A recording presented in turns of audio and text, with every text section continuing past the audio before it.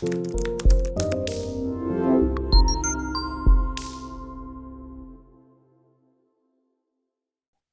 to adopt a sustainable lifestyle for an entrepreneur? Walk the talk, especially if you are promoting organic food and in your own kitchen you don't have organic food, right? Like, I mean, it's like, it doesn't make any sense. So, I mean, it might sound a bit philosophical, but the truth is that if you're preaching something to the world, like a behavior, let's say that you're telling the world, don't use single-use plastic. Like, I was doing that, so I can relate to my own lifestyle, right? So when we started telling people to not use single-use plastic last year, we looked at our own home and we saw every single room has single-use or some kind of plastic in it, if not single-use. So how can we minimize that? So practice what you preach as an entrepreneur, because you have all the more responsibilities to do that. Either your product or your service is saying something and you are not saying it. So whether it's organic food, whether it's single-use plastic, whether it's saying, yes, you should pay well to your workers and laborers. Ask yourself, how much are you paying to the maid who comes to your house, the person who cleans your car, the person who cleans your, irons your clothes.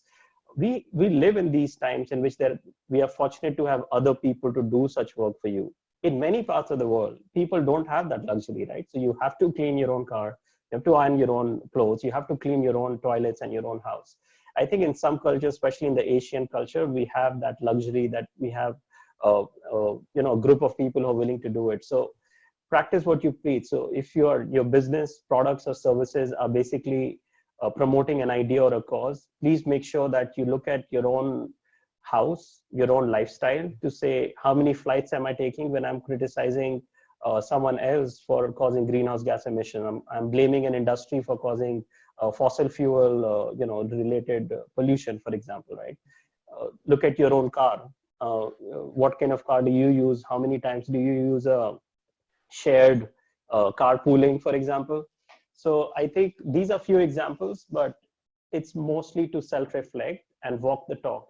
So get yourself aligned in terms of what you are saying, what you're thinking, and how you're being deep within. Absolutely. It's be the change, isn't it? Absolutely. I mean, without being the change in the post-COVID world, fingers will be raised. Make no mistakes. Fingers will be raised, whether from one country to another, from one business industry to another. That will happen.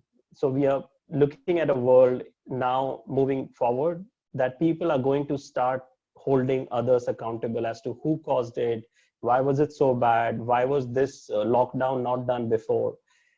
But the fact is, no one really has the right or wrong answers. Like, there is no formula to say you start the lockdown today and you finish the lockdown tomorrow. There is no formula to say that you close the airports today and you open the airports tomorrow. So there will be chaos. So be prepared for chaos. But the ones who succeed in chaos are the people who are resilient, because we are used to this curve which goes up and down, because we can then take a step back and see the curve, see that the next 6 months are going to be full of chaos. Therefore, my house needs to be in order. Because if my business is not in order, then I make myself more vulnerable for others to point fingers at me or my business. So, I mean, that's what I would say. And as Human Circle, as RSPO, that's what we are trying to do in our organizations.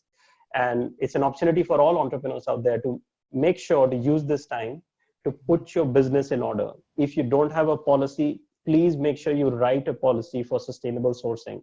You write a policy for healthy employees management, if you don't have a HR policy, please make sure you write a HR policy so that you take care of the health of your employees. Like, maybe you're not giving health insurance benefits to your employees.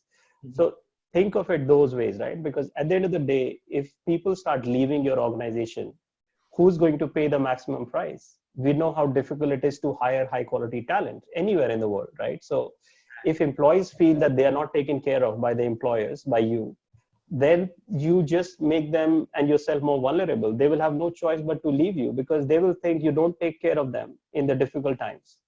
So in the post-COVID world, we are going to see a lot of chaos. So I think it'll be wise to make sure that your house is in order.